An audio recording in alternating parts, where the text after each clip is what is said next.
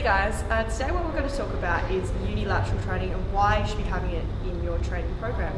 So unilateral training is training on one side of the body, so usually using one leg or one arm at a time. What this does is it helps you to balance out your left and right sides, helps to improve your balance and coordination, and of course helps you to expose weaknesses that you may need to improve on in your training.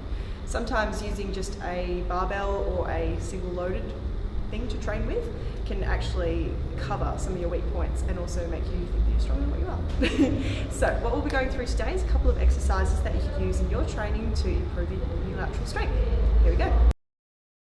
So first exercise I'm going to show you is for chest, triceps and front of your shoulder. So your chest press. So you probably know your bench press, which is obviously the barbell, and your double arm chest press, but what I'll show you today is a single arm chest press, which can be a little bit more challenging and also help you to improve your unilateral strength in that movement. So what we need is a bench and a dumbbell. So we'll actually just do one at a time, but I like to start just up, this is normal chest press.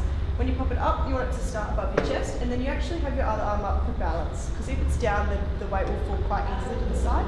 Whereas when it's like this, you can use a little bit more of your core to stay upright. So when you're ready, just as your normal chest press, you want to lower 45 degrees, all the way down, feel the stretch at the bottom, then drive back up. Now the important part is that the weight doesn't start to pull you over to one side, but to keep your core nice and tight. You should be feeling all through that one side of the body, working through the chest, front and shoulder, and the triceps. Cool. Obviously once you've done your reps, you'll complete it on the opposite arm, and it can be very obvious whether your coordination and control is even left and right.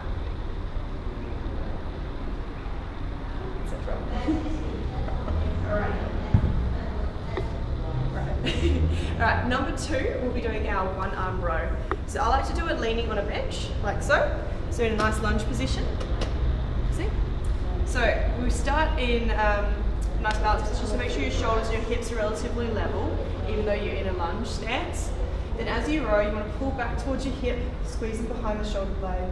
So you want to feel the muscles behind your shoulder blades, so your rhomboids, your mid-traps, working, not up by your upper traps. Cool. So you repeat your reps, and then switch to the opposite side. And again, this will make it very clear whether one side of your back is a lot stronger than the other, or you're lacking coordination on one side. It's very common in everyday lives to use one side of the body a lot more than the other. Cool. So there's two for your push and pull, so your chest, front shoulder, triceps, and your back. And now I'll show you a couple for your legs as well. Cool. So one really great one to even up through your squat style movement, which you also use in your squats and your lunges. It can really help to balance out left and right, is the Bulgarian split squat. So that means your rear foot is elevated. So you can use a smaller box if this one is too high, or some of the boys also use the barbell racks with a pad on top to slowly make it a bit lower. But I like to just put my foot up onto a bench. So either have two up or two down, whatever feels more comfortable for you. And then keeping your spine neutral, we'll just be lowering down like a normal lunge. The weight in the front heel, driving through the front toe. This one's a killer for showing whether your left and right are stronger than each other. It also helps you to work on that unilateral strength. Cool. And obviously repeat on the other side. So that is your Bulgarian split squat.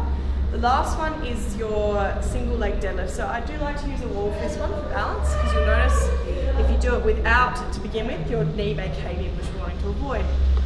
So I'll grab my weights. So using the wall. So you can either have it on the same side, opposite side. I sometimes actually prefer to have it on the same side, just so I can keep that balance. So as for your normal deadlift, you want to keep a nice neutral spine. You want to hinge from the hip, so squeeze the embrace the abs, keep belly tight, just off your knee. Send them on backwards. And you should feel a nice stretch in the back of your glute and hamstring. Working just one side. You can start by holding onto the wall and eventually move your weight off the wall so you can keep your balance. What you want to avoid is what sometimes I was doing, is like ending up like that. You want to make sure you stay out over the toe. Cool. Right. So that's one for your posterior chain.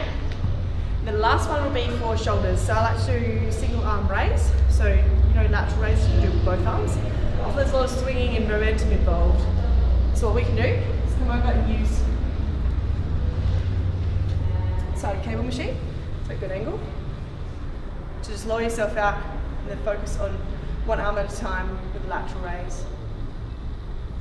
Cool. Focus on using control, not momentum. Obviously repeating on your opposite side. Alright, so hopefully that gives you a few examples of unilateral exercises that you can do and the benefits of them. Till next time guys, see ya!